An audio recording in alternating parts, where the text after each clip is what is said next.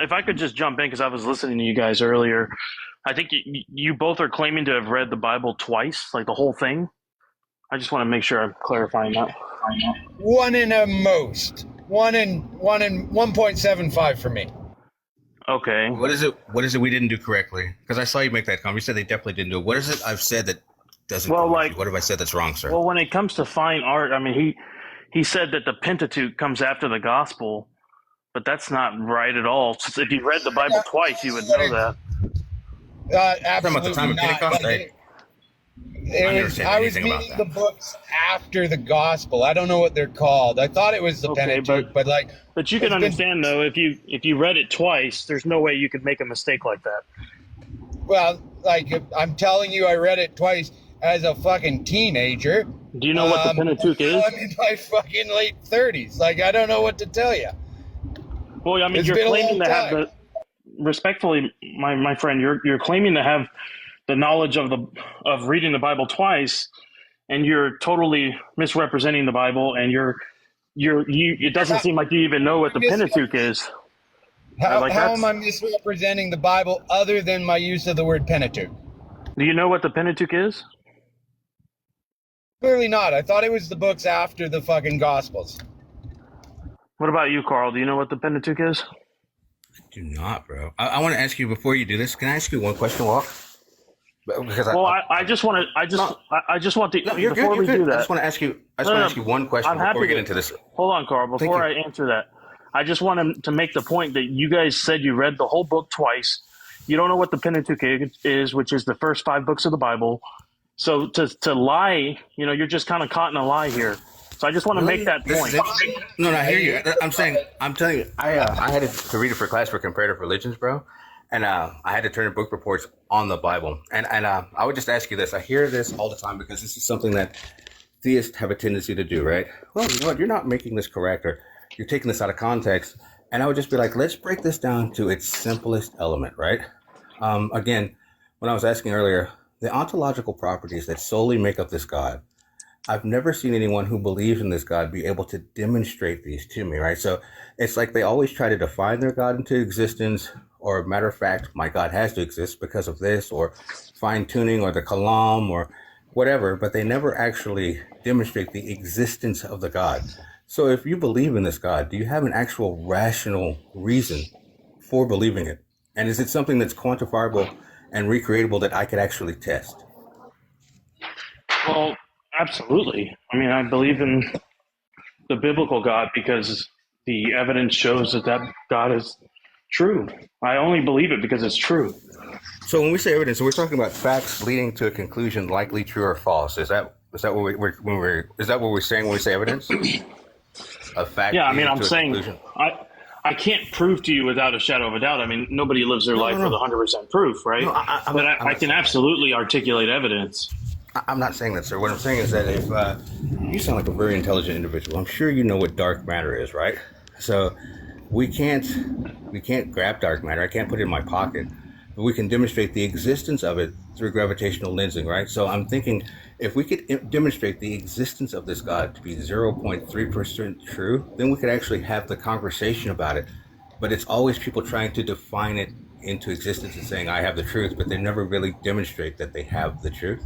Does that make sense to you? A lot of it is presupposition. Yeah, I mean, I'm happy to answer any questions you have. I'm to try to get to exactly what it is that's stopping you from, looking into this further. What questions do you have? Okay, like what my man said. I'm sorry. I was just gonna say, I don't have any questions about Christianity. I've been thoroughly steeped in Christianity.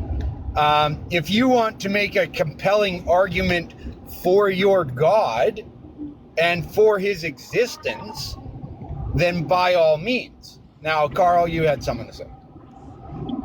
No. It was pretty much along the same track here because, I mean, we get it. I've seen religions.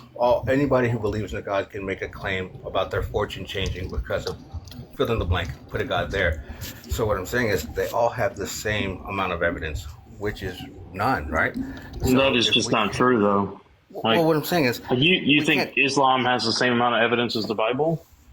I'm saying when I say the same amount of evidence, I mean this. Yes, and when I say that, I mean this. None of you can go ahead and quantify and point to the existence of your God, right? It has to be something that's faith-based. If it's faith-based, then you're all on the same level playing field without evidence. Exactly as much evidence as Islam has, Christianity has. Yeah, but that's not true. There's a tremendous, overwhelming evidence for Christianity, for the biblical God, but I can get you to the door. Then you have to walk through it. In other words, are here. Hold on. What I'm trying to say is that I'm happy to talk about the evidence, and we can do that next. But what I'm saying is, I can get you to the door, but you have to walk through it. In other words, at some point, I can't prove it 100%. Just like I can't even prove we're having this conversation 100%. And nobody lives their life that way. Every time you get on a plane, you don't know for 100% you're going to land, right? So we can't go to hard solipsism. That's just not fair. Yeah, solipsism is not. That's being disingenuous. Exactly. I was about to say the same. Solipsism. We can't demonstrate. I'm sorry. You said solipsism. I said solipsism. I'm sorry. Solipsism, man. You're saying we can't demonstrate that we're having this conversation. And I hear that a lot when I'm talking to a theist, right? It's like, well, we can't even demonstrate that we're on TikTok Live right now. We can't demonstrate that we're having a conversation. But those things could be demonstrated, right? You could get the records. You could have one of your friends tune in right now and record it. We could demonstrate these things, right? But as far as the existence of a God, I cannot demonstrate the existence of any one deity outside of their book and their imagination. It would be trivial to prove that we are having this conversation. And in fact, you have to be willfully disregarding all avenues of evidence to not believe that we are, like your own senses. Are your senses fallible in the sense that you will have entire conversations with individuals and not know if it happened? You're asking if I can perceive reality? Is that what you're asking? I'm asking you if you can trust your senses. I mean, I believe I can trust my senses, but there's a lot of atheists that would disagree with that. There we go. Proven without a shadow of a doubt, at least to yourself, that we are having this conversation. Now, but a lot of atheists disagree with you on that, so we do have to make sure we make that point. I mean, for sure. I've talked to a lot of atheists. I said, hey, if Jesus appeared to you right now, ate food with you, he left the plates behind, you know what they say to me? I don't know that I would believe that. Like, I would have to question my senses on that. Well, if Jesus, right now, if someone said, if I heard a voice and it said, hey, this is Jesus, Carl, go drive your motorcycle across, you know what I'm saying? If I heard that, I would be like, look, Jesus has never been demonstrated to exist, but mental illness has. The first thing I would do is go get myself medical attention, right? So maybe in this scenario, with leaving the dishes behind, that might be different, but I'm still saying, we know schizophrenia, schizoaffective disorder exists. No one has ever been able to demonstrate the existence of this Jesus. So you would have to go with the illness first, because that's what's real and that's what can be demonstrated to exist. And what multiple people who have claimed to hear the words of God have suffered from. We have a rational, reasonable explanation for these mystical events. And you're asking me to blindly accept those the same way that I would blindly accept us having a conversation. They are not the same. I'm not asking you to blindly accept anything. I didn't accept this blindly. Well, I mean, you're assuming that, but that's not. I think that's a better question. Walker, what did make you accept this? What rational reason do you accept this claim based on, bro? That's a better question. And were you born into a Christian household? I was not born into a Christian household. But no, I would say the evidence that brought me to the truth would be archaeological evidence, scientific evidence. There's no archaeological all evidence kinds to of support your claims. That's just not I'm true. happy to get into it. All right, let's get into it. I'd love to prove you wrong. Yeah, what archaeological evidence proves the Bible miraculous claims? Okay. Because there are claims about the people group that we can verify. There are claims about the people group we can't verify. But there are zero, count them, zero physical evidences that prove a miraculous event. Well, you do know there wasn't like video and pictures back then. So like, what kind of evidence? Let's just say there was let's just say there was a miraculous event. Okay. You just said archaeological evidence. I know, I'm getting there, my friend. You got to be patient, okay? Let's just say there was a miracle like we've seen in the Bible, and I'm happy to talk about it. Let's say there was a miracle. What evidence would you need to see to be counted as evidence? Because you know that pictures and video didn't exist back then. So what would you, if somebody writing it down, like writing down their experience, that wouldn't convince you, I assume, right? Well, I'm sorry. No, Carl, by all means, take this one. That is an excellent question he just said right there. He's talking about writing wouldn't convince you. But there's a passage in the Bible where it says Jesus...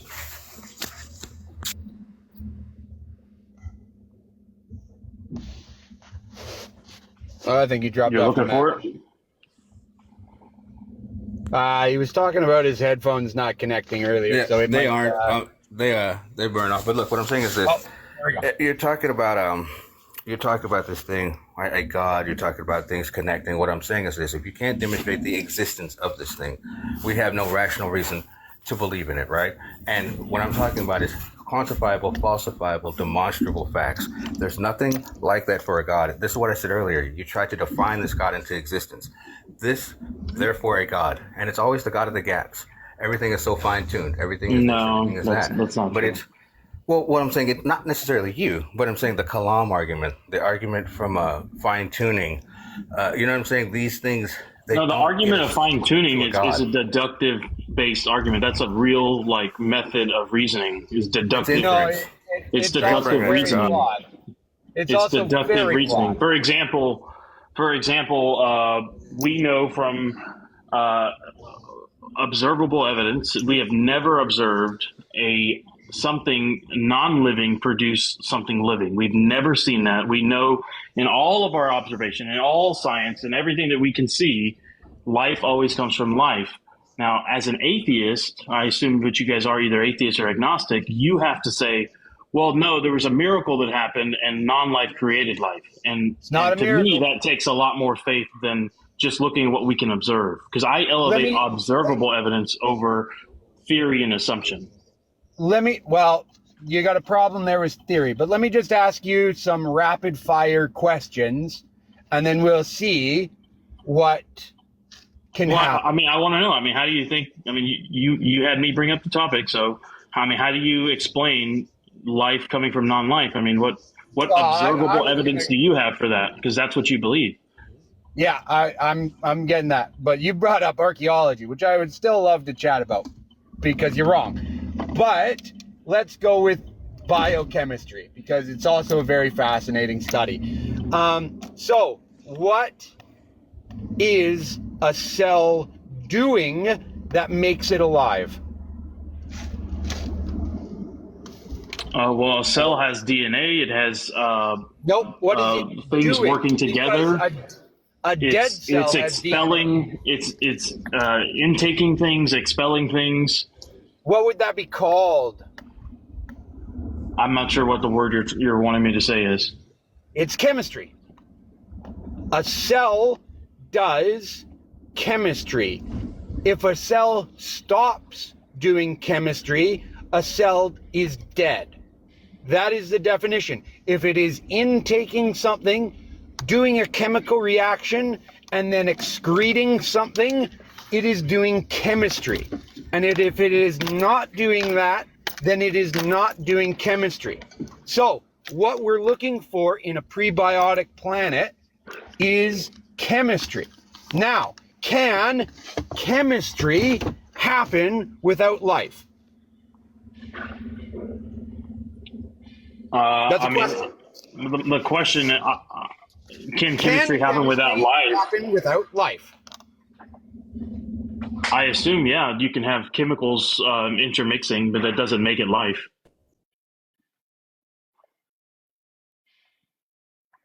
That doesn't make it a living organism. But yeah, you can have like chemicals mixing or, stuff like that.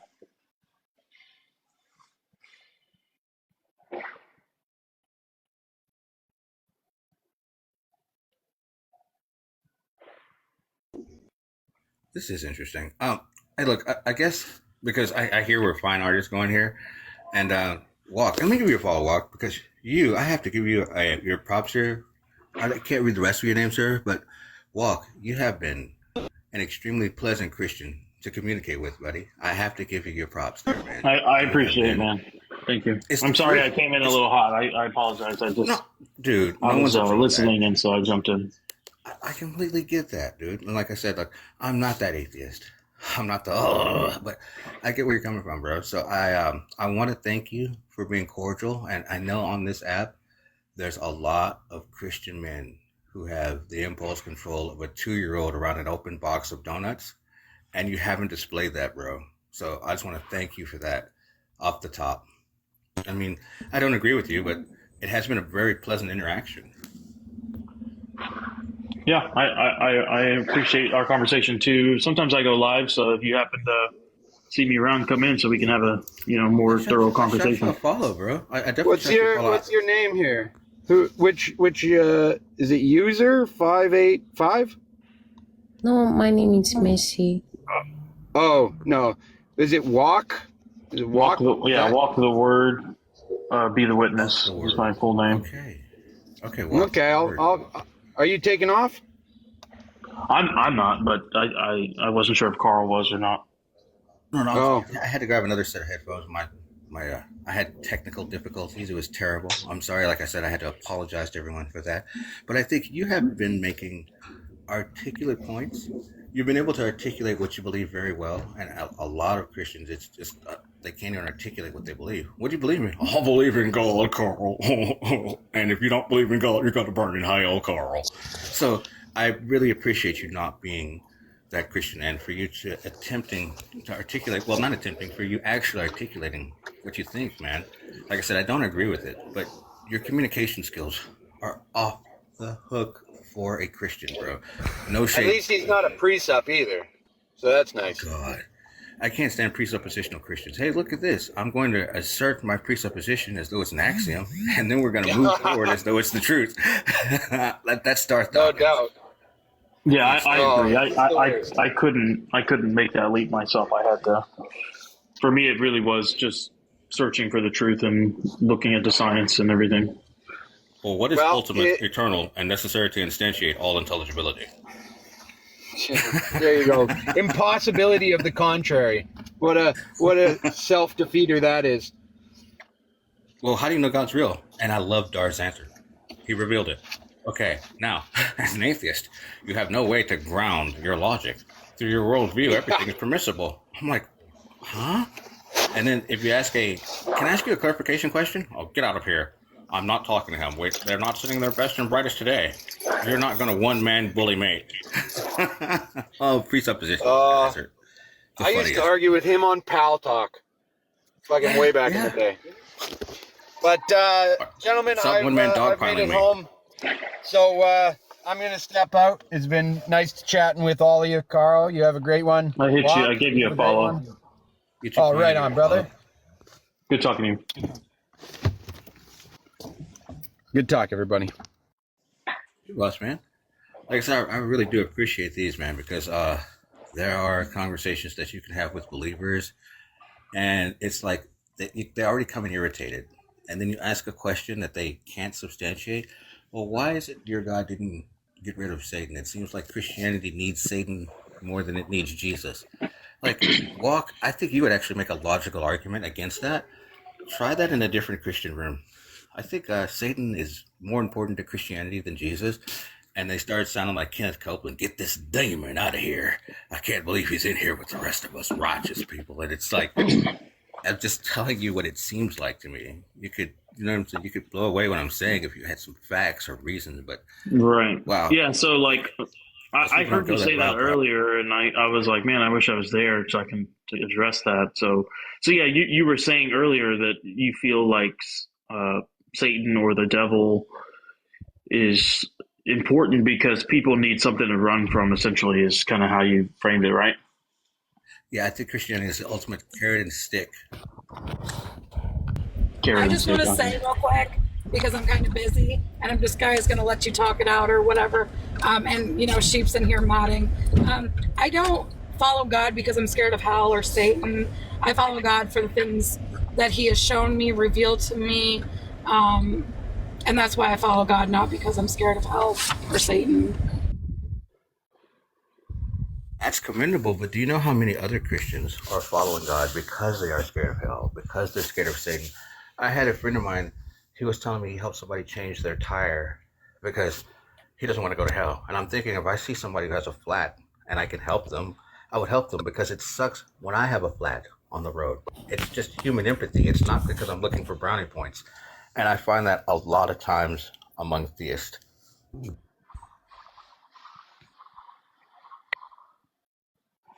Yeah, so I would say, like, Satan, number one, like, it's really not Satan that we have to worry about. It's actually God, because God created Satan, and just like He created us. And so, Satan is actually going to be in hell just like all of us are. And so Satan is just there to deceive, lie, and destroy and as many people as he can, if he can get them off the path.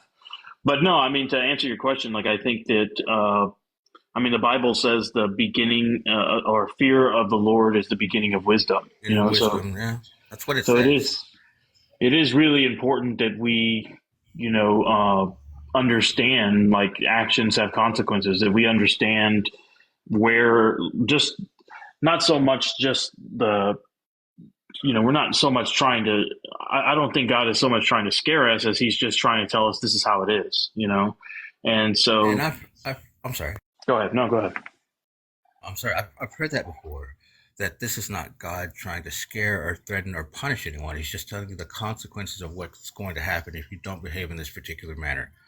And I think the thing about that really just blows my mind is God created everything, right? God created the criteria on which souls were judged and the criteria on which souls would be sent to hell. He created hell, a hell which, by the way, mankind was never intended to go to, but can go to. So that sounds like either God made a mistake or He didn't plan properly, right? But I digress.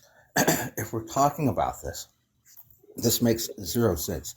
A loving father, I don't know if you have children or not, but if you had a 2-year-old child, you would not throw a 10-inch buck knife in a playpen with them and then go to the park and jog. You wouldn't do that, dude.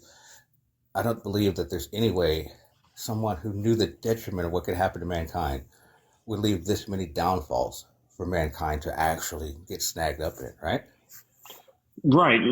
I wouldn't, chase my kid with a knife or threaten him with a knife, but I would explain to my son, like, hey, if you get behind the car drunk, here's the consequences. Here's what's going to happen. If you do drugs, here's what's going to happen. If you choose to do evil, here's what's going to happen to you. And that's what God is doing. God is telling us, hey, don't touch the stove, because if you touch the stove, you're going to get burned. The whole premise behind the reasoning of this is that God is perfectly just. And so He has to punish evil. And so when someone does evil, that means they have to be held accountable. And so that's God. The hell is not there just to scare people. It's there to actually punish them for the wrongdoing they've done. This is just so interesting to me. So God abhors sin, hates evil, cannot stand it, cannot have it in His presence, makes mankind with a sinful nature. Okay, how is this not a mistake again? I mean, this doesn't make any sense, dude. Like, if I'm a programmer, right? And let's say I have a game, it's like The Sims, and every time I tell a guy to go straight, he goes left. That's not a feature. That's a bug. So either this guy didn't plan correctly, or it's possible for him to make mistakes, right? So that's why the whole thing doesn't make logical sense to me. You can't be perfect at the epicenter of all knowing and still make horrible mistakes like this. Okay. Can I just say something, I'm sorry. please? Go ahead. sorry, Walk. Just one small thing. So, Carl, again, a lot of the points that you're making, like maybe God is making mistakes or God won't do this, knowing that we will do A, B, and C. From a logical standpoint, I can kind of understand where you're headed to. But one of the biggest things in Christianity is that God gives us free will. So with your free will, if you choose to go against God, if you choose to give in to sinful nature, if you choose to be disobedient, that's on you. It's not God pushing you in that direction. God wants us to be good and all loving and whatever the case is, but he doesn't want to force us. He's giving us that free will to make that decision of choosing to follow him, to be good and to be obedient and stuff like that. Well, that's at least what I understand from it. I've often heard this whole free will thing, but it makes zero sense to me, right? Because free will and free choice get bandied about a lot when we talk about religion, especially when we talk about Christianity, right? And it's like, we have a choice, it's free will. And worship me or burn in this place that I made for people who don't worship me. That's not a choice. That's an ultimatum, okay? If free will or free choice, if I go into a store and I open up the freezer part of the section and I decide to grab a Pepsi or a Coke, I don't pay more for the Coke. The Pepsi is not going to be colder. I won't get punished when I leave the store for choosing the Coke over choosing the Pepsi. That's true free choice, right? It sounds like the God of the Bible gives people an ultimatum: love, worship me, or burn in eternity forever. So you get a infinite crime or infinite punishment for a finite crime. I just don't see how. I don't understand. I can't make heads or tails of this religion. Well, I would say that, number one, God doesn't want robots. You can't force someone to love you. They have to choose to love you. And you can't force them by putting fear in their eyes. There's a verse in 1 John 4:18. It says, "There is no fear in love, but perfect love casts out fear." So We'll cast out all fear, yeah. So like if you, let's say, if you think, I don't know if you're married or not, but if you think about your wife, if you kidnapped your wife and you brought her into your house and you threatened her, hey, either you love me or, something bad's going to happen. That is not true love. Your wife will never, she doesn't have the opportunity to choose you. That's coercion. So, I've coerced her. Yeah, you're coercing her. And so I think the thing that you're missing here is that God doesn't send anyone to hell because they don't love him. God sends people to hell because of their sin. And because he is perfectly just, he has to hold them accountable for their sins. Now, see, that is interesting. You're saying because he's perfectly just. So you're telling me if we go on the dichotomy of the Bible, right? If we go off of how it's set up, that this God that had 42 children ripped apart and had the entire earth, every pregnant woman and child drowned out, his moral compass is what needs to be met. Or else, if I commit a quote unquote sin, something that this God that committed just unfathomable damage and malicious unaliving, if I do something that doesn't meet up to his standard, then I need to burn in hell. Do you understand how this doesn't make any sense? Why would I care about trying to meet the standard of a homicidal, genocidal, infanticidal maniac who makes all the rules and decides to punish people based on the rules that he made? Do you understand how this seems like a celestial dictator? Yeah, no, I think you're making great points. I think I've certainly been in thinking those things myself before I dove into it deeper. And the answer to that is that God, like I said, God is perfectly just. And so when you compare it's not about what's good or what's bad.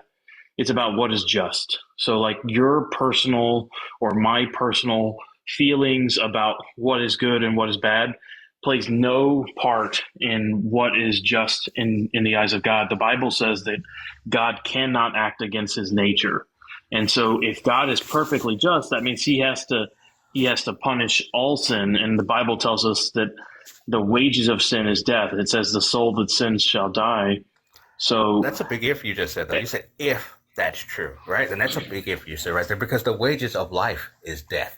You wake up, you're dying a little bit every day. So I'm not understanding this. And this God, he's the one, he solely set up what this sin is, what souls will be judged, and what souls will be sent to hell on this, right? It says in the Bible, he solely, some vessels are created solely for his destruction, right? So, I mean, I don't understand how this God can be the epicenter of justice. And this is another issue I have with Christians. It seems like the words that they use don't necessarily have meaning, right? You're telling me that the epicenter of all good also committed G-side. The epicenter of But all good like also committed you have to genocide. understand though, like God is ultimately, like, God is sovereign over life and death. At the So end might of the makes day, right. hold on, what I'm saying is, at the end of the day, God decides how, at what point we all die. Like, we all die. So everybody dies. So keep in mind that every single person that has lived is going to die or going to unalive. I apologize for saying that so many times. They're going to unalive, and it's ultimately God that has the sovereign authority over life and unalivement. So God, like, if you're in my house, I make the rules in my house. So if you come to my house, you have to obey my rules, right? Of course. And we are in God's house, and so he cannot act against his nature. He's already told us he's perfectly just, and so the Bible says even one sin is, if you break one law, you break them all. Just like if I break one law, if I run a red light, or if I hurt someone, all it takes is one law for me to break, for me to go to prison. And God works in the same way. But see, with God, it's completely different, okay? Because breaking a windshield should not get the same punishment as manslaughter. Within the Bible, a sin is a sin is a sin is a sin is a sin is a sin, right? No, So people get, the punishment depends on the crime, but all crime leads to death. But like, I mean, like, I'm or sorry. leads to unalivement. But like the Bible says that, the person that knew, the Bible talks about certain people getting a worse beating than others, basically saying that, all sin separates us from God, but some sins are worse than other sins, and they will garnish a heavier punishment, just like false teachers. Like it says, false teachers will be held to a higher standard. So if you're a false teacher, you're going to be held to a higher standard. You're going to be, you're going to incur God's wrath more than maybe somebody who wasn't, a false teacher. Like the person that's using Romans 10 here as a once saved, always saved verse. Is that what's taking place? What do you mean, Paul? Well, that's a different topic. Because Romans 10, it's not as simple as what verse 9 says, because if you continue reading in Romans, it talks about faith. Oh, hey, Paul, I'm sorry, sir. Like, we weren't even discussing that, and I'm so sorry, bro. Like, I don't know what happened here. Did we lead you to believe that, or was it just a prompt that you're reading the prompt right now? Yeah, I'm reading the prompt. Yeah. I'm so sorry, big man. My bad, boss. I mean, can I ask you?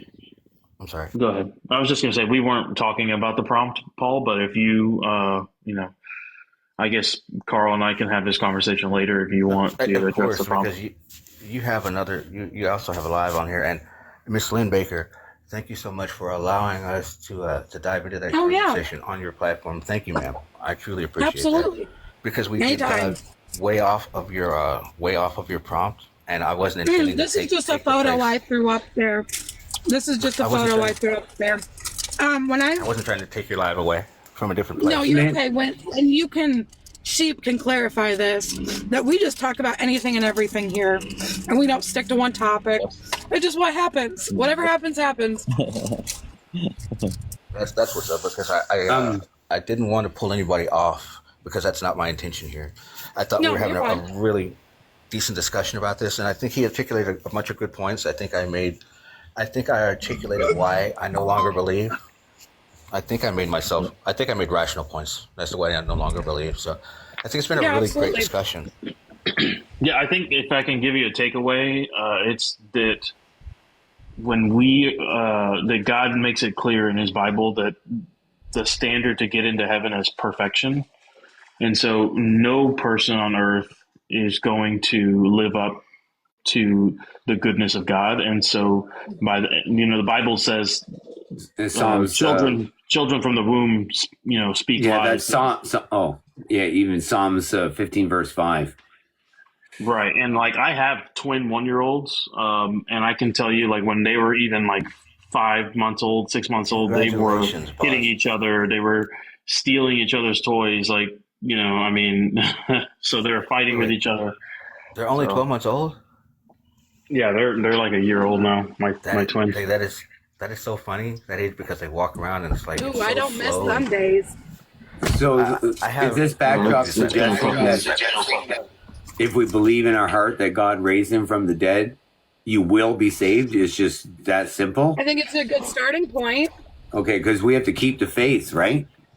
What are you guys being saved from exactly? Because this is what I was just talking about. The wrath of God. Who shall stand? Well, see, Paul, this is another issue that I have right here. We were just talking about it. So wait a minute. God sacrificed, depending on which part of Christianity or sect of, God sacrificed himself to act as a loophole for a law that he made that he can't circumvent to save us from the wrath of himself. When you say it out loud, it doesn't make any sense. So, like, yeah, I'm just reading that comment. We are justified once you believe. No, I know, but what I'm saying is, for myself, without quantifiable, falsifiable, recreatable evidence, right? It's going to be hard for me to believe it. So Hey, like, Paul. Yes. Are you the same person who came in my live the other day and told me Jesus is coming back because we celebrate Christmas? No. Okay. I do believe that Jesus is coming back. I believe he gives us that parable of the fig tree. When you see all these things, know that it's close, even at the door. He also said, none of you will taste of the death before the return of the Son of Man. And every single person that he told that to has passed away. He hasn't come back. Where was that at? Chapter verse? No, that's not what it says. Some of you standing here won't taste death until you see the kingdom of God come in. Before you see the Son of Man come into his kingdom. And I'm saying coming into his kingdom. So you quoted it incorrectly the first time. So it's a good job I knew the word. Sorry about that. Well, the Bible talks about death in different ways. Like there's the final death, which is being cast into the lake of fire. So sometimes, I want to participate in the first death, the first resurrection. So many different versions of unaliving in there. But I guess, Paul, I would ask you the same thing and Walk. You did a really good job of articulating that. Paul, I would ask you the same thing, man. Because I'm an extremely simple man, bro. Me too, Carl. I am very simple, bro. I'm a simple man from Texas. How would I be able to demonstrate the existence of a God? Because I still haven't got a satisfactory answer. But like, if I wanted to test it, right? Like, if I'm talking to an electrician in Bangladesh and I live in Texas, we would both talk about electricity because it would be a universal language, right? So how would you demonstrate that, right? Is there a universal way to demonstrate the existence of anyone's God? Why do you accept the claim? Because I see the fulfillment of Bible prophecy taking place right before my eyes, especially Revelation 18:23, where it tells us that the merchants were the great men, or the sorcery were all the nations deceived. They all lined up for what they were told was a safe and effective cure, but what they actually took place was they were all genetically modified. It's defilement of everybody's temple. Over 7 billion people are destined for the lake of fire because of that. Damn, it's a lot of people. It sure is. This whole lake of fire. So you're one of the Christians. Lake and fire, that's a second death. Don't fear the one that can kill the body, but fear the one that can kill both body and lake of fire is not eternal. Well, I mean, I don't believe any of it exists at all. So I think if we're going to that goes against God's word. Well, let me go all the way back to the beginning because I don't want to talk past you. Here's what I'm saying. Without me personally, I'm an atheist. I was a Christian for 20 years. I don't see any evidence to say that a God exists. Now, I've never said, you can ask anybody on this panel, I've never said your God doesn't exist, and that's just a silly concept, because that would be me being intellectually dishonest. I can't say that because I haven't been everywhere in the universe. Right? Yeah, the message of the cross is foolishness to those who are perishing. But I'm saying I could say that based on the observable, quantifiable, demonstrable He evidence. said to Thomas, There's no you believe because you see it. Blessed are those who don't see yet believe. And so yet believe. I haven't seen, but I do believe. So I would say that I am blessed. But well, see, what I'm saying is, anywhere else, if you take this outside of your religion, it is not a virtue to believe or act on something that can't be quantified, right? They call that ignorance. I wouldn't go buy a stock that I had read nothing about. I just, close my eyes and, I'm just going to buy this one. I wouldn't do that, right? So you can't make claims about things that are non-demonstrable. Oh my God, what happened, boss? He dropped. Len, did you drop Paul? No, I didn't. Oh, I don't know what where's happened. Paul, guys? I'll share it to him again. Man. But like, I would say that God exists because he has to exist for the world that we see before us to be here. So, like I said, I mean, we know life comes from life. It doesn't come from non-life. So that's very compelling evidence. You also have the order and design. Chaos never creates order and design. So to say that you believe that somehow chaos created all the order and design that we see in the universe and the earth, in the seasons and all that, to say that all that came about by chance, to me, it just seems like that's just takes more faith than it does to just believing in God. I've heard this argument, but I think what I would say is this. I'm not saying that everything came from chaos. I'm very comfortable with the answer. I'm very comfortable with the answer, I don't know. Because if I don't know, I'm not going to try to substantiate or make a claim about something that I do know. And the difference between the atheist and the religion and the religious individual, in this particular case, the Christian, there's only one difference. I don't know, and the Christian doesn't know either. The difference is the Christian has a story that he accepts as true, and I reject that story based on the evidence for it. So again, I think if we could actually demonstrate, quantify, recreate, and show actual evidence for the existence of anyone's God, it would start us having a real conversation about it, right? Because at this point in time, it's just speculation. You can say something happened because of Yahweh, somebody else can say something happened because of Allah, someone else can say something happened because of Vishnu, but there's no substantial evidence to demonstrate the existence of any of them. So they're all claims. Yeah, but can you understand that, like, first of all, if you don't know, you're kind of giving up your whole argument, because if you don't know that there's, like, if your answer is, I don't know, therefore it can't be God, well, that doesn't make sense. So if you don't know, that means you don't know that God is real, nor do you know that he's not real. And so you kind of have no ground to stand on if you say that. Walk, that's not my argument. What I'm saying is this: with the observable, quantifiable evidence, your God is not real, right? There's no way to demonstrate, test, or quantify, add it up, or you know what I'm saying? There's no way to put it into the tangible, physical world that we exist in, right? So, but I'm saying, outside of that, your God could be real. I'm not saying that it's not. I'm saying based on the evidence that's available to us, there's no reason to accept it. But who knows? Maybe somebody could come down the line and then quantify it. But I'm saying there's no reason for us to make the claim about something being a solid or being an axiom that we can't demonstrate in reality at all. But we can use deductive reasoning. And if I walk outside and I can feel like the mist in the air, and I look out and there's, little rain droplets coming off of the flower petals, and there's, dew in the grass, and the cement is, wet, I can deduce from all that it must have rained. You know what I mean? So like when we look at these things, like the beginning of the universe, or the beginning of the expansion, or the beginning of life, we can look at those things and use deductive reasoning to say, how could this have come into existence the way that it did? What is the most likely answer for that? And so that's how I can't speak for all Christians, because there's certainly some that don't do that, but that's how I came to the conclusions that I came to. For example, if I could just, I don't want to jump too deep into this because it can go over people's head a little bit. But like, for example, if you look at what do you call molecular machines? Okay, these are machines that are incredibly complex, and there's a specific machine that its job is to replicate DNA. It's called the replosome. Okay, the replosome has the ability to replicate DNA. It can sense when there's a problem. It can rewind, like it can go back and then forward again. It can do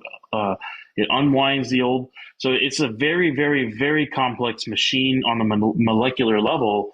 And the thing that makes this so compelling for me is that the replosome, in other words, every organism that has ever existed that we have ever seen has DNA, even the simplest cell. And if that cell cannot replicate, it dies. And so that means that replosome, that molecular machine, could not have evolved. It had to have been there from the beginning. And the crazy thing is the proteins that are needed to make that machine come from DNA.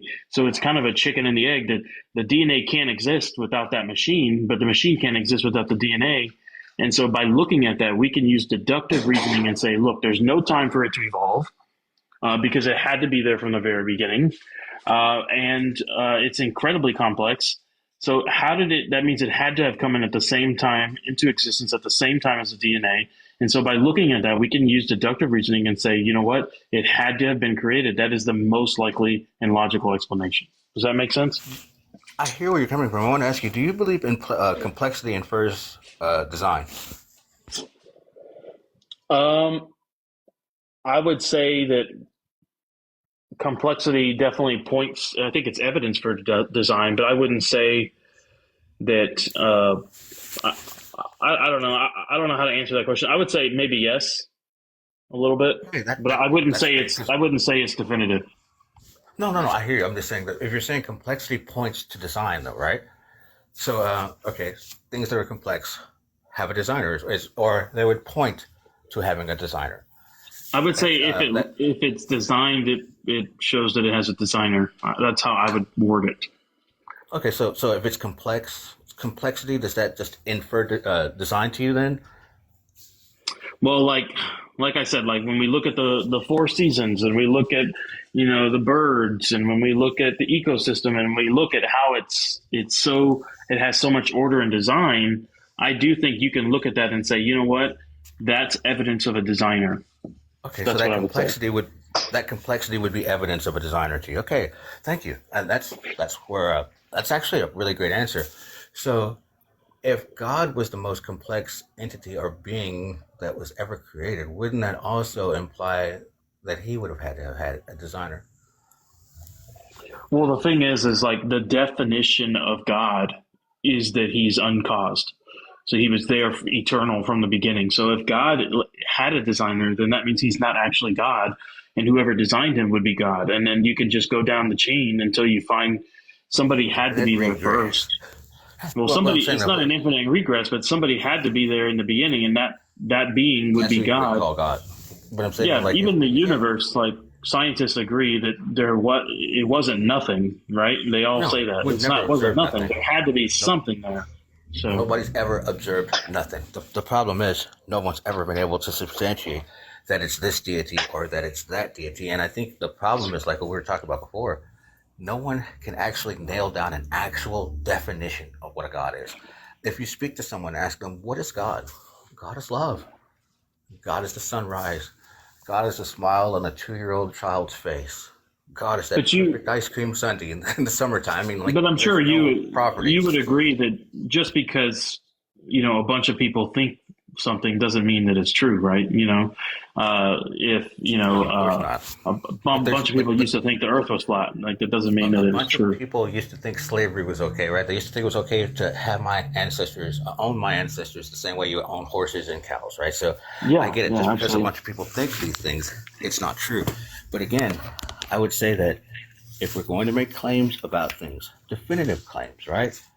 We need to be able to demonstrate the validity of the claim that we made. And at this point in time, But see, I'm not really making a too much. definitive claim. I'm looking No, at no, the no. I'm not evidence and saying saying you this are. is Not saying most you are. likely. Okay. You're inferring it, but when I say it feels like you're appealing to an even bigger mystery. I can't demonstrate this. This is what I see. So this even more complicated thing that I don't have evidence for must be I'm responsible. hearing a lot of feedback from Truth. I don't know if you're able to mute Truth. Thank you. Oh, I'm sorry. Go ahead, Carl. I didn't mean to interrupt you. No, you're fine. I was just saying that that seems like a really interesting answer. It's like we're appealing to a bigger mystery. Okay, this thing that I can't demonstrate the validity for it even existing is responsible for everything. So I think we would have to demonstrate a God existed. Well, demonstrate a God could But exist, demonstrate it does exist, and then demonstrate that it has a tangible effect or has an effect on the tangible world that we all share. That hasn't happened yet. So I understand where you're coming from. It's inference. You're using right, inference, but but I'm also sorry. using logic and deductive reasoning. Like if I told you that whatever made the first tree could whatever have made the first tree been made out of wood, what would you say? Uh, no. I mean, I don't No, think right? so. It can't, Yeah. right, because otherwise it wouldn't be the first tree. So like if we know, at least most scientists agree, mainstream scientists, we know that more than likely the universe had a beginning. So that means that it whatever created the universe or whatever started up the universe had to be outside of time. We know that matter would have been created at that time, so it had to be outside of matter. So you're talking about space, time, matter. We know that whatever caused it to create, had to choose to create. So this would have to be a being that had the ability to choose. So using logic and deductive reasoning can basically get you to exactly what the characteristics of what somebody would think it would be someone who is God. Do you Oh see yeah. that? Oh, I do. And it's like what I said before. It's people trying to define their God into existence. I'm going to give you this scenario, and I'm pretty sure you've heard this before, right? And here's why I think that particular inference, that particular sequence using that logic, it fails ultimately. And here's why. If you came home to your front yard and you had to go change your twins, and you come in and you see a bunch of dirt bike tracks in your front yard, what are you going to assume made them? If I saw a bunch of dirt bike trikes in my front yard, is that what you said? Yes, sir. I would assume that it was probably a dirt bike.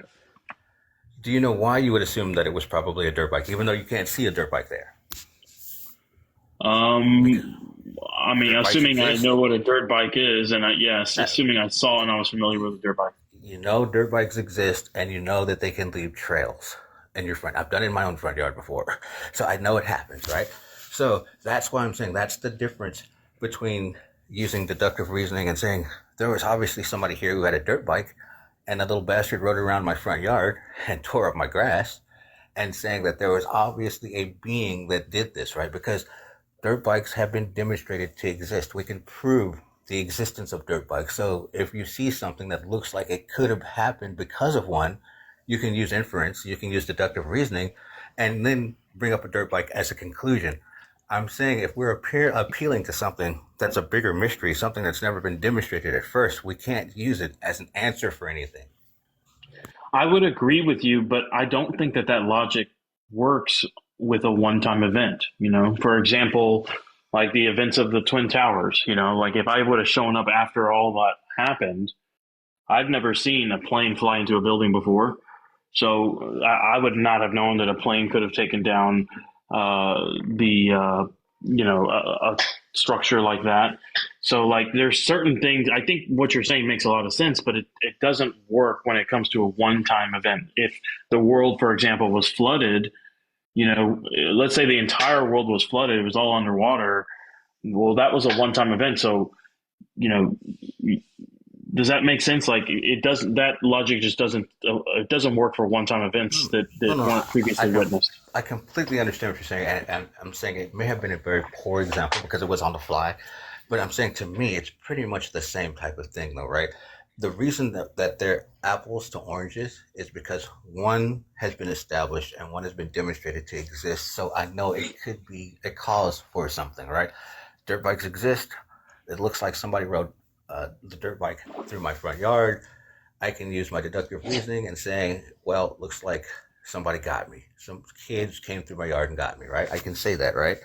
But if I have never demonstrated what this God is, assigning any type of attributes or characteristics to it, that's just foolish because we can't even demonstrate it exists, right? So if that's the case, then I could say anything did it, right? I could say that Optimus Prime stuck his pinky into a small space and that's when the expanse started.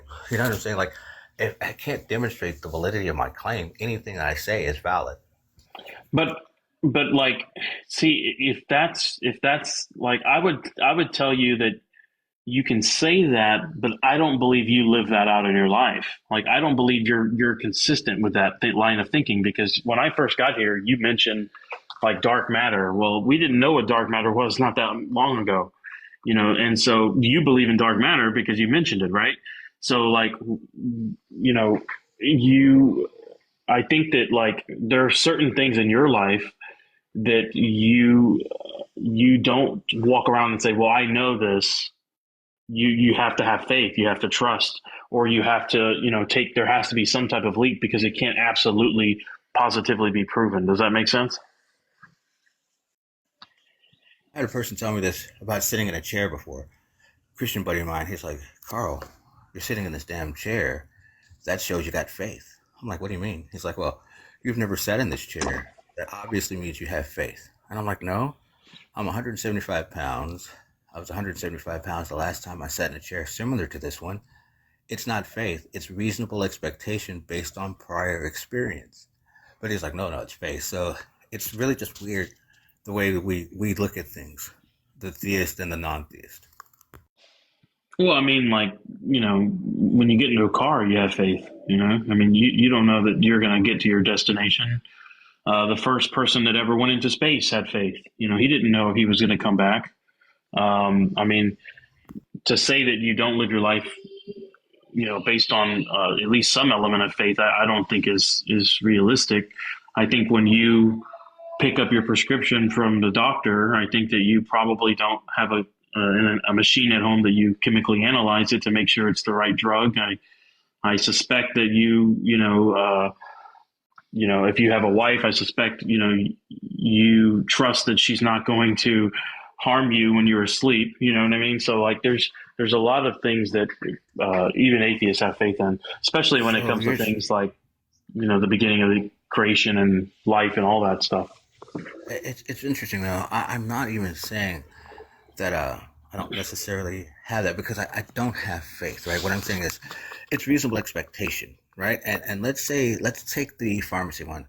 I'm so lucky. I'm not on any medicine, bro. At 36, dude, I'm pretty healthy. I'm in pretty decent shape. I don't have to take anything, but let's say I did. I would research what it is I was going to take. And this is what always happens, though. The theist is like, you know what? You guys have faith the same way I have faith. And it's not the same. You know what I mean? Like, me sitting in a chair, I would say that that's previous experience, right? That's an expectation based off previous experience.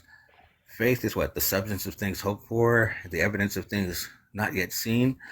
Faith is self-imposed gullibility, or the. But like, if you believe that life came from non-life, that's faith. I mean, you don't have observable evidence for that. You acknowledge that, right?